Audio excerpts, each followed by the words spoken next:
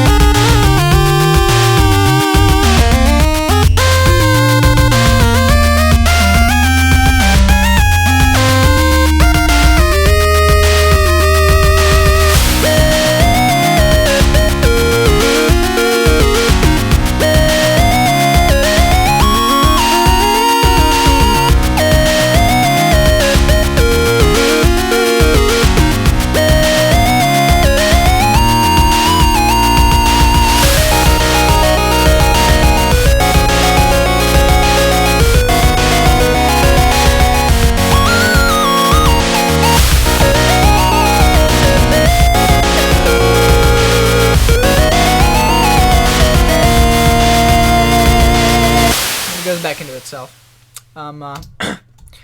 So anyway, yeah, I hope you like the track. Now let's kind of get into it. So first thing, what samples am I using? Now, if you've watched some of my other chiptune videos, you might know that I use Pixel's 8-bit Soundfont. It's free, and it still exists, hopefully, on the internet. I believe the guy that made it... yeah, right here. You just type in here, and then you find a Mediaspire download right here, and then you just install it as a Logic Soundfont. If you just Google Logic Pro Soundfont or whatever DAW you use, you can quickly figure out how to install a Soundfont. It's pretty easy with Logic. You just got to use the ESX sampler, right? And then you pretty much just go in here and do find instrument. You find that project file, and then you'll be able to load up the individual sounds in here. As you can see, we have all these different sounds. There are like 1, 2, 3, 4, 5, probably a couple dozen sounds. Let me turn Skype off so it doesn't interrupt us. But anyway, yeah, it's a very simple, really effective. Let me die Skype. It's a really simple, very effective sound font, and it's pretty authentic because it's, if my memory serves, it's directly taken off a Game Boy Color chipset, right? So you're getting a Game Boy Color sound, but you saw sounds, your triangle bass sounds, right? So in case you aren't familiar with kind of the basic setup of traditional chiptune music, I mean, obviously this is I don't know. Some people, chiptune music is like a very contentiously argued subject because there are some people that are more authentic in some aspects than others, and some people that are more authentic in other aspects than others. I try to be more compositionally authentic than necessarily texturally authentic. In other words, like I try to limit myself to just 3 voices and then a percussion track. You can see, with the exception of the ending of this, because I really wanted to go for an epic sound. Most of my chiptune stuff, I try to limit myself to 3 voices, kind of like the 3-voice counterpoint, like the old chiptune tracks by Kondo and whatnot, all the the old NES games and stuff. So I try to limit myself contrapuntally to be as realistic or authentic, as possible. But then there are other people, which isn't necessarily a bad thing. There are other people like Jake Kaufman, who composed the Shovel Knight soundtrack, which I'm sure a lot of you know. And he's texturally very authentic because he uses FamiTracker, right? So FamiTracker is like a computer program that is very similar to what the actual composers for NES use. You enter in all the individual note values, it generates the waveforms, and it gives you a very authentic sound. There's lots of little details, like a slight delay between moving from one thing to another. I'll give you an example. Hopefully, he won't have a problem. You can find this video on YouTube, so I'm sure he won't have a problem with me pulling this up. Jake Kaufman, Family Tracker. I misspelled that. But anyway, there's a cool video of him on YouTube with the Shovel Knight soundtrack where he sort of shows, like, here's like Propeller Knight, for example, so you can see. So, I probably should turn the music down after a second so I don't get blasted for copyright.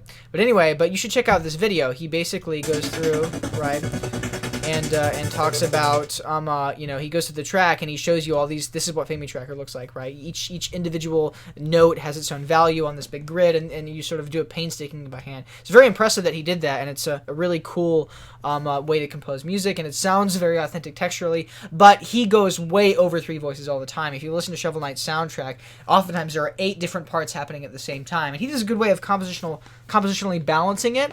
So I really like the Shovel Knight soundtrack. I don't have a problem with it at all. I think it's a fantastic soundtrack, in fact. But my own personal style, I really like to stick to as few voices as possible. I like economy. I'm kind of going back to my studies in counterpoint.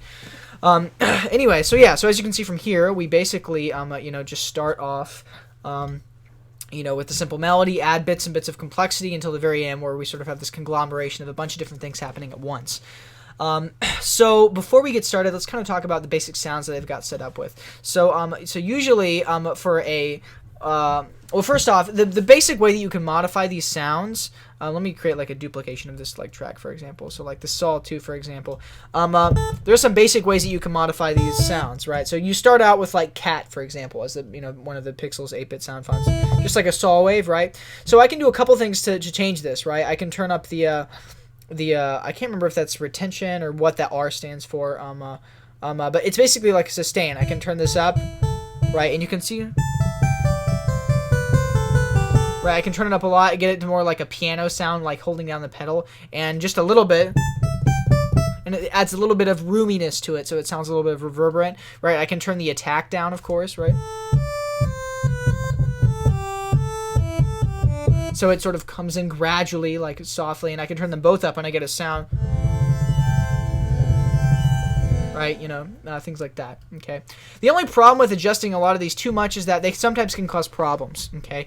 So saw wave, like these waves are like, they happen and they just punch you in the face, and you're going to get this exact same volume level completely at that decibel level. The frequencies are going to be like perfectly pointed, and then the moment you let off, it's not going to be there at all, right? It's not like a string instrument or an acoustic instrument where it's going to sort of come and make a general shape and then kind of go away. So it poses a lot of mixing problems. It's very easy to overblow chiptune music, right? Because you get all these things happening at the same time, which is one reason why I like, mixing and mastering. From a mixing and mastering perspective, I like limiting myself to 3 melodic voices and then just percussion on top of that, because you can mix it well, get it to work, and then it'll work throughout the soundtrack. It's not like you have to constantly adjust things. Now, of course, in this track, I did have to adjust the volume at the end. You'll notice that when we get to this big climax here, everything gets a little bit quieter so that I didn't overblow, right? Right? You can hear that, like the square wave in the foreground. This thing's kind of became a little bit quieter, so that way I could push it. I made room for everything else in the sonic spectrum, so it's not like a hard fast rule. But anyway, the point that I was getting to, that you can do that. Another cool thing you can do is glide, right, which works great with mono. If I first off, these 3 settings up here, legato, mono, and poly, changes the nature of the synth or the sample, the way the samples are handled. If you change it to mono. Let me turn the attack back down. It allows you to only play one note at a time, of course. Right. This is very useful. If I turn this glide up, it sort of bends from one note to the other, because these are all one audio sample, right? When I play this up an octave, you're just hearing that audio file transposed. It's not like each individual sound was sampled, right? But it sounds okay because it's a saw wave, so it's not like the overtone series is going to be distorted, right? If I was to sing a note like ma, it has a totally different overtone series than ma, which is why if you take ma and record it and transpose it digitally up to the same octave that na is. It's not going to sound like I'm actually singing ah, because the overtone series is what the low note would be, just transposed up artificially, if that makes any sense. Whereas in the case of this, saw waves are always going to be saw waves. They're not complex. So that's why it sounds fairly realistic, right? Or realistic as in authentic, like the original sounds. But anyway, so you can turn up, the reason is you can turn up glide and it'll actually, move the audio file from one note to the next. Right, so that's a dramatic. Right, so down here, like,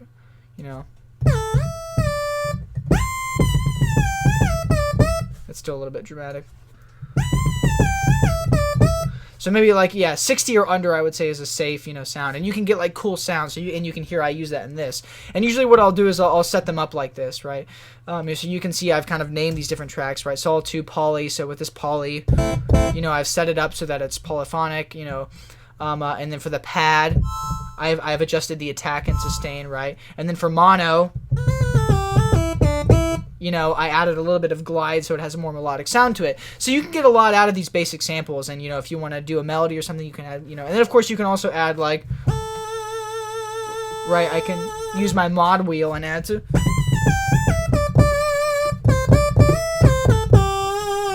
you can add modulation. There are lots of things you can do. But anyway, so let's go ahead and get into the track. So that's kind of how I set this up. I have my saw wave and my square wave, which are basically like my two melodies, both very different sounds. Saw wave sounds like this. Sorry, square wave sounds like this. Right, and then the saw wave sounds like this. Right, and then the triangle wave is the bass wave. Triangle waves are very interesting because they have a very poignant, or I shouldn't say poignant, but salient high overtone, okay, that allows you to determine what even if you don't have subwoofers, it allows you to determine what the note is of the bass. It's sort of like a ghost overtone. Like, I don't know if you've ever heard of this principle, but like in the harmonic series, if you hear like a lot of upper partials, but you don't actually hear the fundamental, your brain says, hey, I'm hearing all these upper partials. I normally only hear these upper partials when they are the upper partials of this note. Therefore, I'm going to put that upper note in my head, right? It's sort of like you have that little speck floating behind your eye, you know what I mean? But your brain fills it in, right? It's very interesting how that works.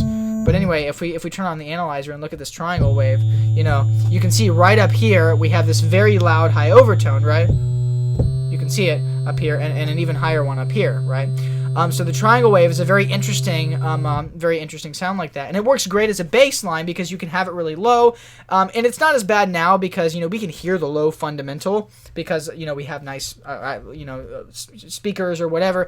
But if you're listening on headphones, or especially like in the old days, if you have a Game Boy Color, like right, the Game Boy Color didn't have a subwoofer, or like the Game Boy Advance SP, you don't have that really low sound possible. So if you use this triangle wave, it gives you the illusion of hearing that low sound even when it doesn't actually exist. It's pretty ingenious, actually, but they solve that problem. So anyway, you use triangle waves as basses, and then squares and saws you can interchangeably use as melody. And I kind of like to shift it up, if make one the melody, and you can see I do that in this. It kind of starts off with the saw as the melody, and then it switches to the square, and then back and forth to keep it interesting. Okay, so for crash cymbals, I usually just use white noise. For a lot of the percussion, with the exception of the kick drum, I use white noise, right? So like in this case, one of the let me see if I can remember which one it is. It's boat. Yeah, it's called boat. But one of the sounds it comes with is just white noise, right? Just it has a bunch of different intervals of white noise. So I just turned up the R, the retention. Someone tell me what that little R stands for. I've never been able to find an answer. But the retention or whatever, the sustain on it, on the ESX sampler, and then I can do something like this. I can just play a bunch of notes in a row, right? And it makes like like a suspended cymbal also, and I use that kind of thing all the time, like right here. Right. There's an example of that. And then the hi-hat is the same white noise, but just, of course, without any retention at all, right? Right. So this snare has a little bit, not so much that it's really long, but just enough so it sounds like a snare where you're hitting it, the snares vibrate, and they sort of stop for a second. Right. And then the hi-hat is, of course, very closed. And they're just different pitches of white noise, In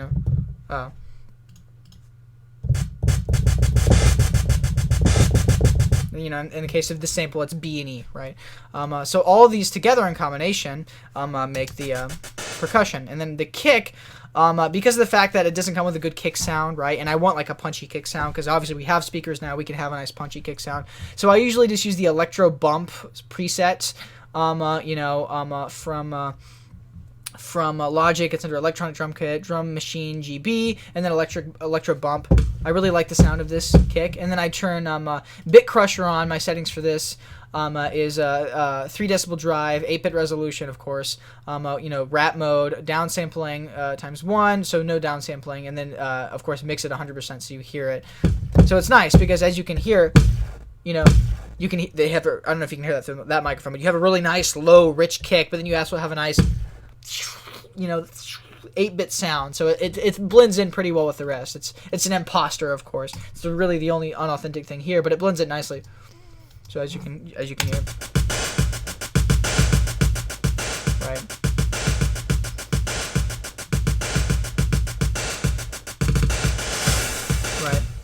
And it works great for like the double kick stuff and stuff like that. Anyway, so let's go ahead and get into the melody. So I talked about this melody a little bit in my melody video, so I won't go over it necessarily melodically, just as much as the textual things that are happening. So let's check it out. So first off, we have this introduction, which is basically just like thirds with a little bit of interest. So you can see at the first bit, we have this da da dum dum da da dum da da dum, right? So when this note is staying the same, ba ba bum bum, I take advantage of that and sort of fill in the rest of the notes of the chord. So instead of, for example, having this, which can be a little bit boring, I move the C down to G, which sort of fills in the rest of the chord, right? We have a C major chord here, E, C, and then it goes bum bum bum bum, and it makes the melody more interesting. La da dum dum da da dum da da dum. Little things like that make it more interesting. Triple it.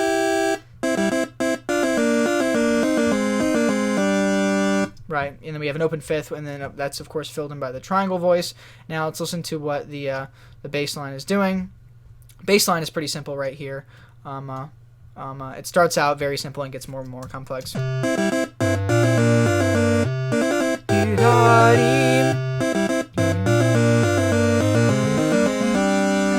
Right, and then it basically just goes up scale-wise. Voice crosses the bottom saw and fills in that suspension that we want. So this is what it looks like.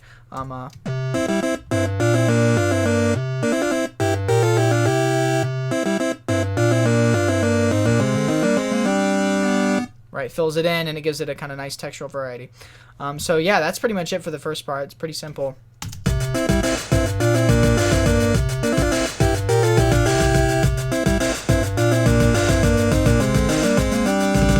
Alright, and then we get into our first bit of counterpoint. So, again, this counterpoint is very difficult to write. It takes me a long time to get all this crap working together and sounding really nice. So I'm very proud of the way this turned out. But I'll show you all the parts together, and then I'll show you how they work individually. Okay. Yeah. I'll just play it from here. But yeah, so all these notes working together again. That takes a lot of time to work out. But yes, we have a triangle as the bass, and then square, and then saw on top. Okay, and the octaves might not be accurate. I think the triangle is lower than it actually is, because sometimes these samples are placed differently. This is a quirk of the samples.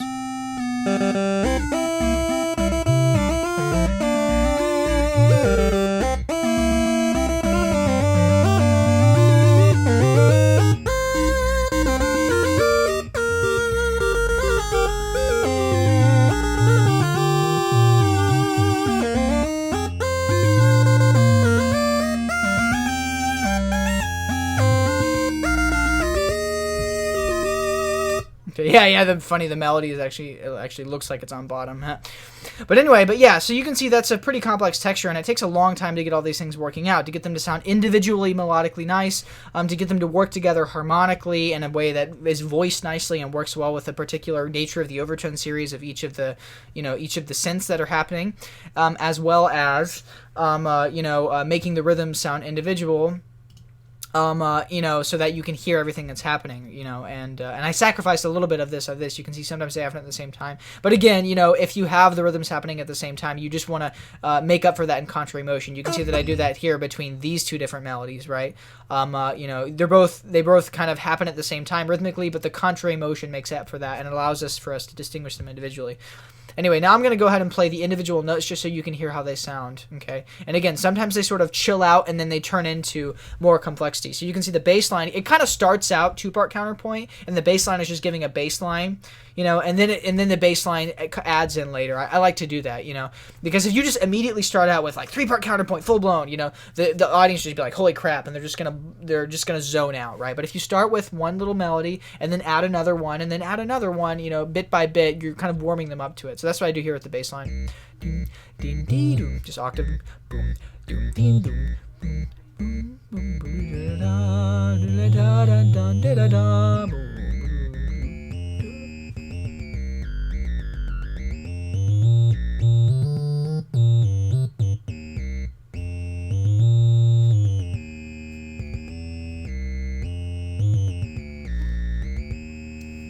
So it kind of has a nice melodic contour of its own, and then we can see how it complements, the melody, and also like both, so you can see them.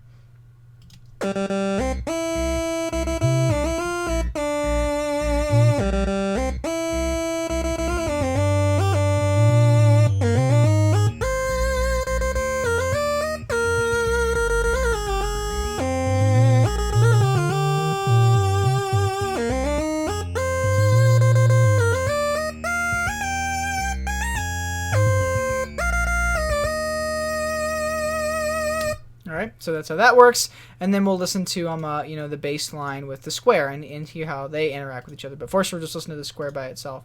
So the square goes like this. Boom, boom, boom.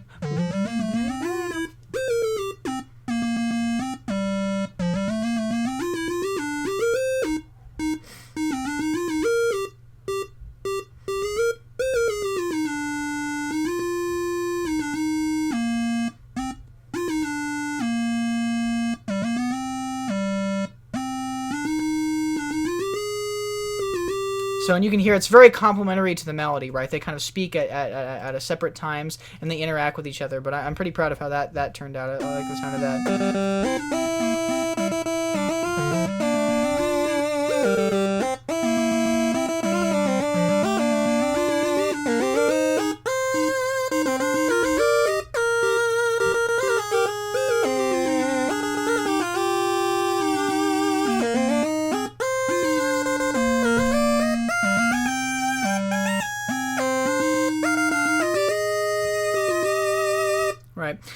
So you can see how they interact with each other, and a couple of interesting things about writing for chiptune music is that the interval issues and problems that we go over in like counterpoint are very interesting. Like for example, you always say in two-part counterpoint, don't use like octaves too much because you just there's just a really cold sound, and it might not necessarily be a big deal on a piano, but you can hear when we encounter an octave, in this case it's this note right here. Listen to how that octave just pops out of the texture.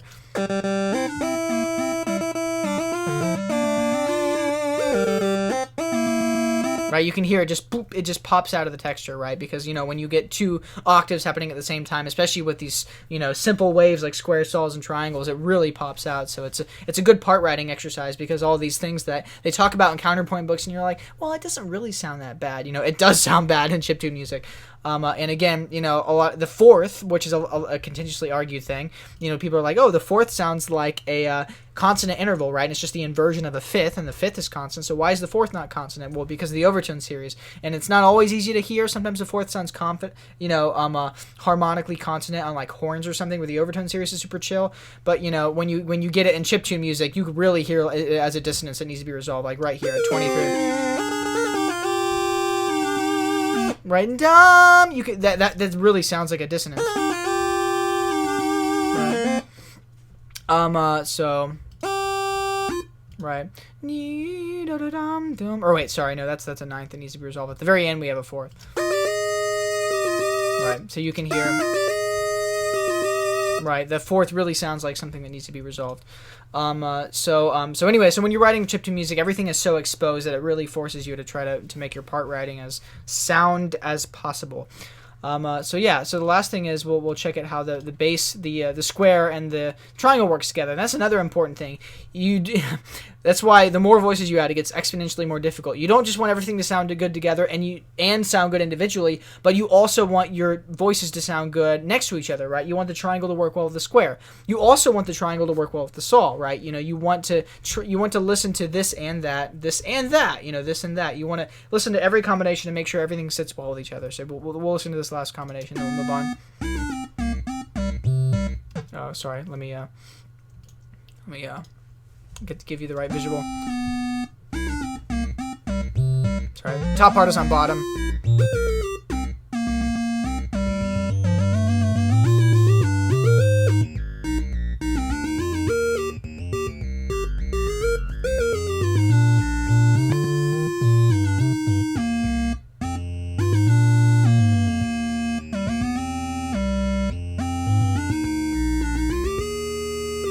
Right, and again, you'll notice like when there are moments of like, oh, these things are getting too similar to each other, I'll kind of break off from that. So these guys, they're kind of doing the same thing for a second, but I immediately like break off the downbeat for this and then bring it back in. That's a fugal technique, and it'll allow you, and then make it do something different. It'll allow you to for that voice to sort of regain its independence. So you can hear they're independent, they kind of get together for a second, and then we drop this square wave out and then bring him back in, so we start hearing them as individual voices again.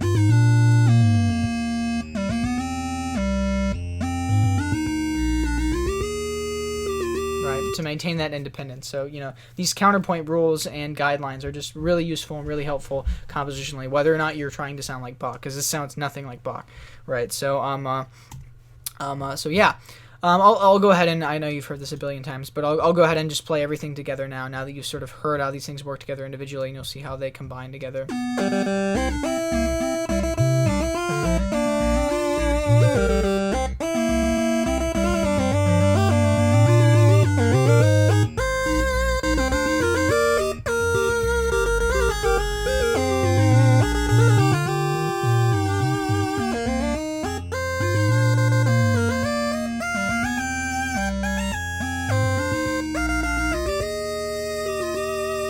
Right, and then this ending is kind of nice because it's like complex counterpoint the whole time, and then you just sort of have this chill moment where you just sit in a chord, and it's like a moment of relief, right? That's another important thing too, is like you want to have a nice balance between counterpoint and monody. MONODY is kind of the name people use for melody and accompaniment, right? So if you have a balance between those things, they complement each other, right? The counterpoint makes the melody and accompaniment texture seem like a breath of fresh air, right? And the counterpoint keeps the melody and accompaniment from seeming boring. I'll give you one example of this. Again, I hope YouTube doesn't cut this off. But there's a video by there's a great animation for the Bach Concerto for Two Violins. By Smolin, this music animation machine. So you can see how Bach starts out with like this complex counterpoint, right? Oh wait, sorry, audio was turned off.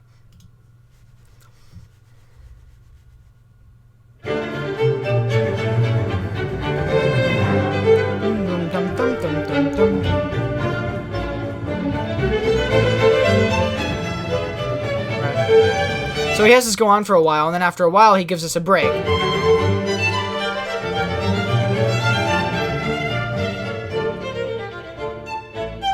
it's like,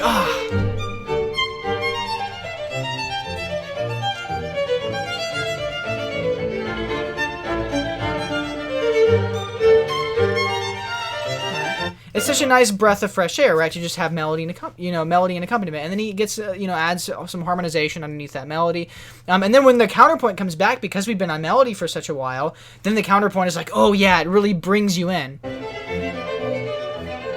right here, right? Such a badass bass line. I love that bass line. You gotta see at the very end of this piece. The bass line at the very end is just fantastic. Listen to this. Listen to this right here.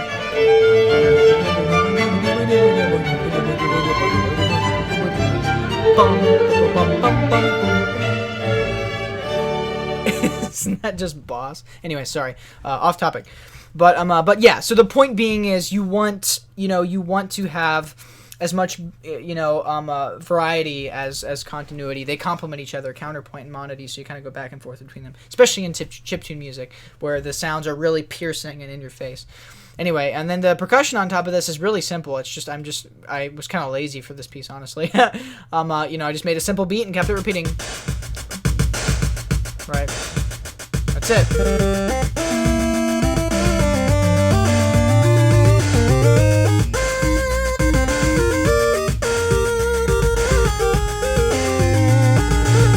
So that's pretty much all that is for that section. Then we get to this new section, right? Another suspended cymbal with the white noise, and I sort of thicken the texture, right? Because this is sort of dry counterpoint, so to speak, and then we get into these nice square pads, right? So for this section, right, holding voices over where I can. There's a little bit of that retention on it.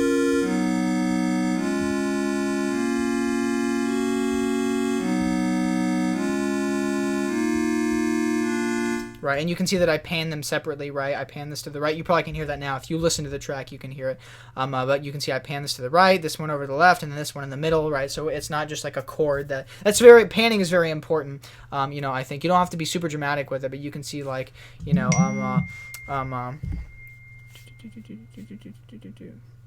you can see when you have two melodies kind of in the same register, you want to try to pan them opposite, right? So in this case, they're all sort of in the same, chordal register. So so we have this, we kind of set it up on a spectrum to make it sound nice. Anyway, so that's just it for that. That adds some harmonic interest. We, of course, have the melody in the square.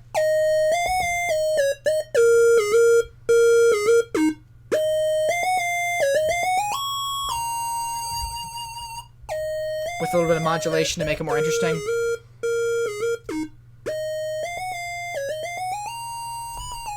Typical cadence that I do. And then I'm down here, you'll listen to the bass notes. Here, hold on, let me turn this on. Boop. So you can hear in the bass notes down here. This was kind of a fun line. I kind of like how this turned out because it's very roller coastery. It starts out on this low bass saw, right? So first off, again, it's a contrast. We're using a triangle as bass before. Now we're using the saw. It's this low sort of gruff sound down there. And then it sort of jumps up into the higher register to do these little, I kind of like the way that it sounds. So it's very jumpy. So it kind of serves two voices at once, the low bass voice, and then kind of drops out and goes up high and then comes back down. So this is what it sounds like.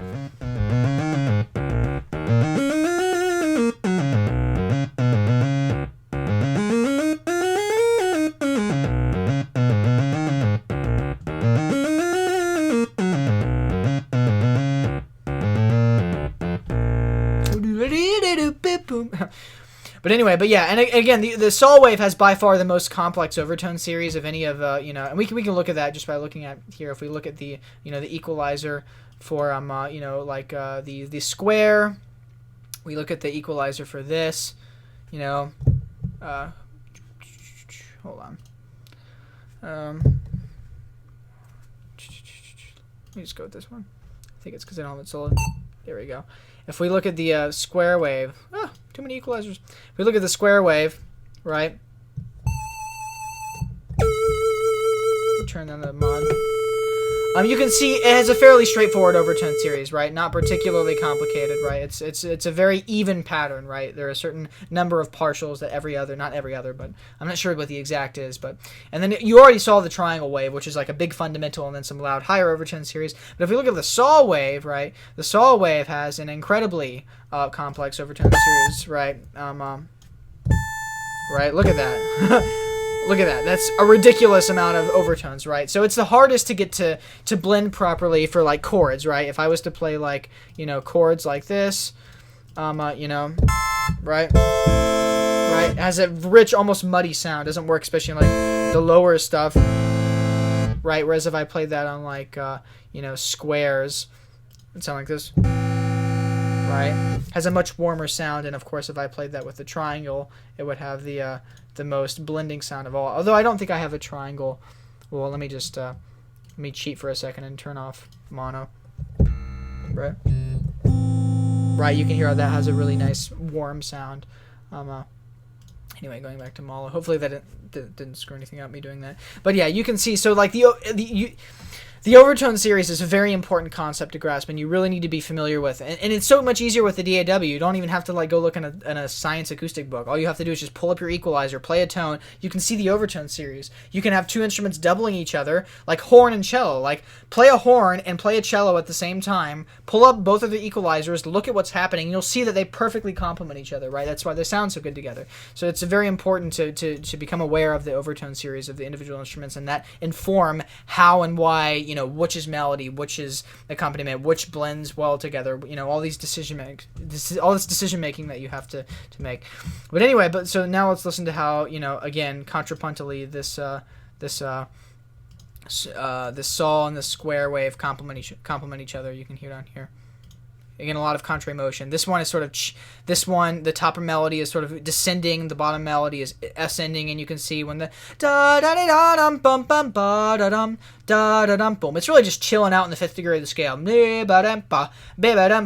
It's just chilling out, and then that's when the bass takes this opportunity to do this big da da da da dum ba da bum. Right? So they take advantage of each other's silences. Same stuff we've been talking about. So, and again, you can see how they start and stop at different times, right? The bass is on the downbeat by itself, really has this, we're forced to listen to this bass. Then the melody comes in, right? So.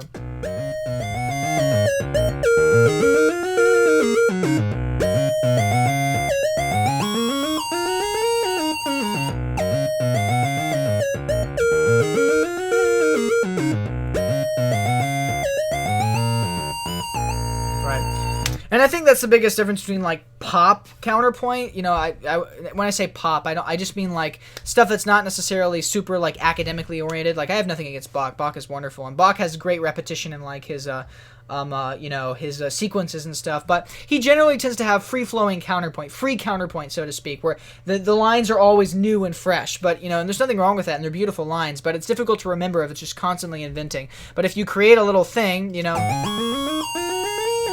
right, and then you repeat it, right, it's still varied, but that same idea is repeating. It gives your audience something to latch onto and makes it memorable. But anyway, and then of course if we add the square wave on top of this, it just glues everything together.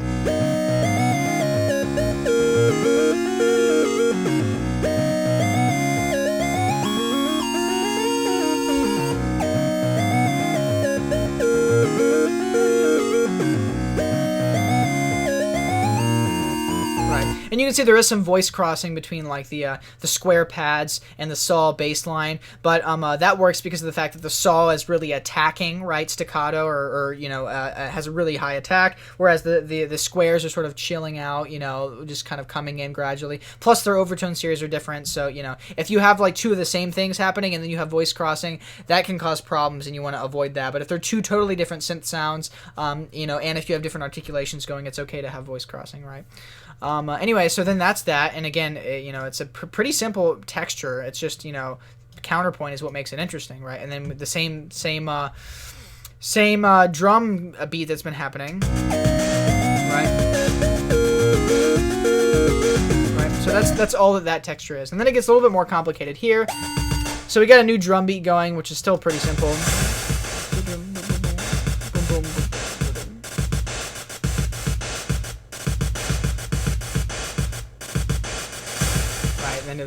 So I kind of like that hi-hat thing.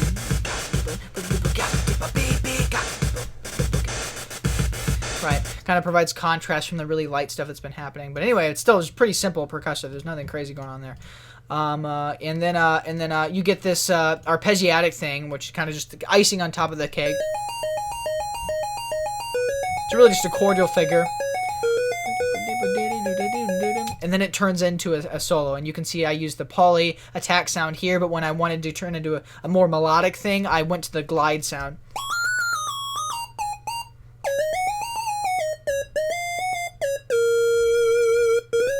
Little modulation. And it's especially important that you use modulation when holding on long notes, because again, these waves are so like, they're so...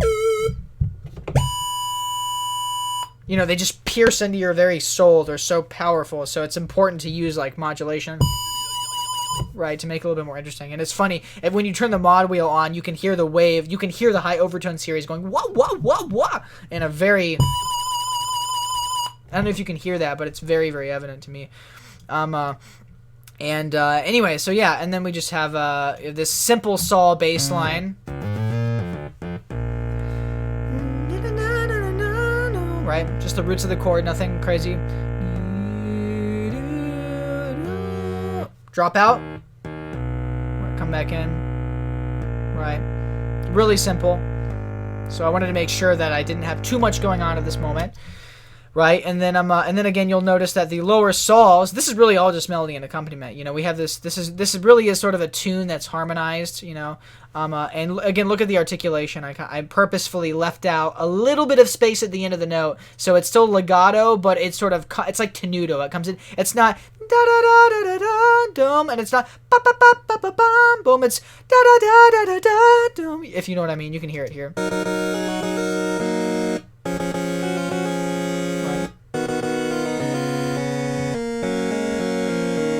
Right, with a nice little counter melody. La dee da da da da da. It sounds like something out of the 50s.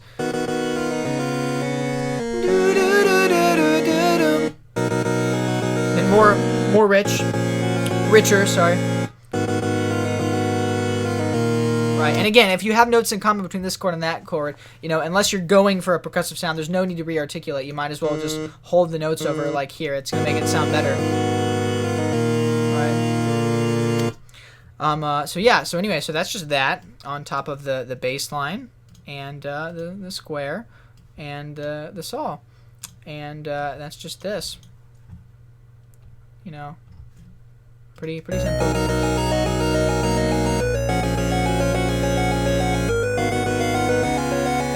Again, these would be at different ranges.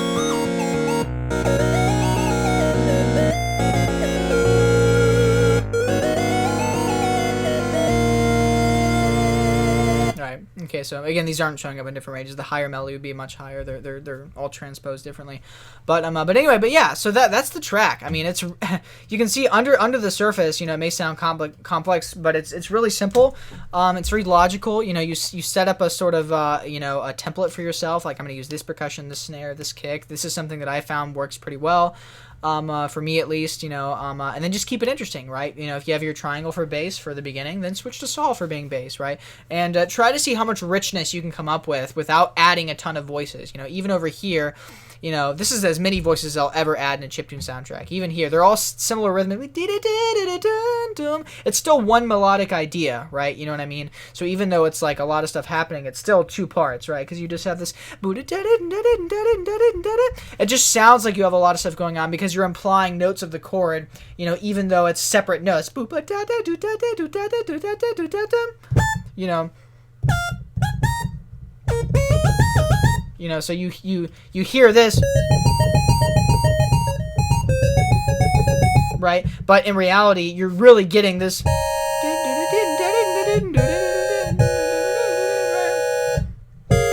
You know, right? It's kind of like the dungeon music, right? From The Legend of Zelda.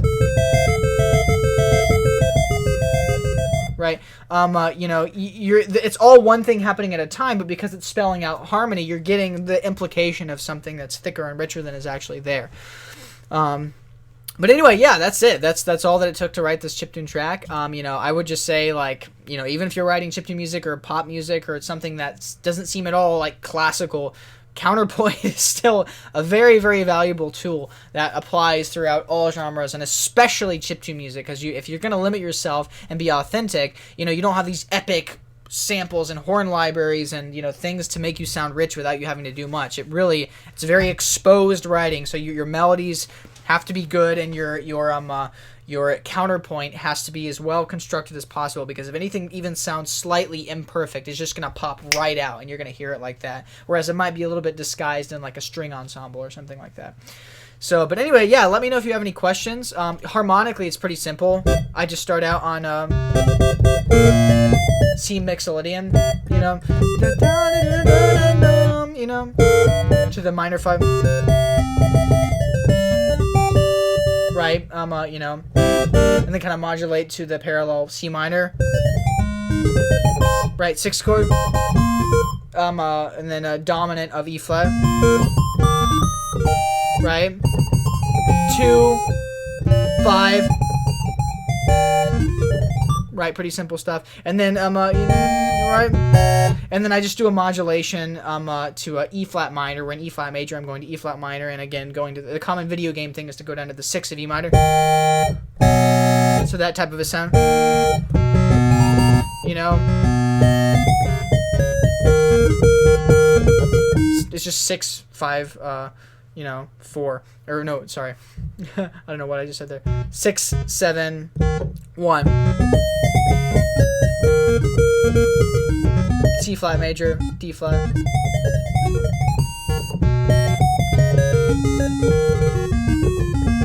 Right. And then just typical dominant cadence like I always do, and then we have that progression that I talked about, which I used in I used it in one of my older chiptunes. It's a really nice progression. It's just like 4, 4, 3, 2, 1. So in G flat, which is the relative major of E flat minor. And I believe 8-Bit Music Theory, great channel. I would highly recommend you check that out. He did a video recently on Chrono Trigger where he was, I think it was on Chrono Trigger, where he was talking about that progression, right? It's really common. And usually after 2 you can add a 5. I usually do that because 2 to 1 doesn't have a lot of pull, so I usually add the 5. Gives it a bit more of a pull. So yeah, it's pretty simple. It's just counterpoint, counterpoint, counterpoint. But yeah, anyway, I hope you enjoyed this, simple, casual little video, just taking advantage of a spare hour that I have. I'll have to get back to work on other stuff. I will. I can't wait to go through all those melodies. I can't believe how many melodies you guys submitted. I'm really excited to go through those over spring break, and I'm excited to work on more of the melody series and finish the next episode of that. Let's orchestrate 8 bars. So anyway, as always, thanks for the support. Hopefully you got something out of this, more casual video. If you have any questions about any of this, let me know in the description. I will see you guys later.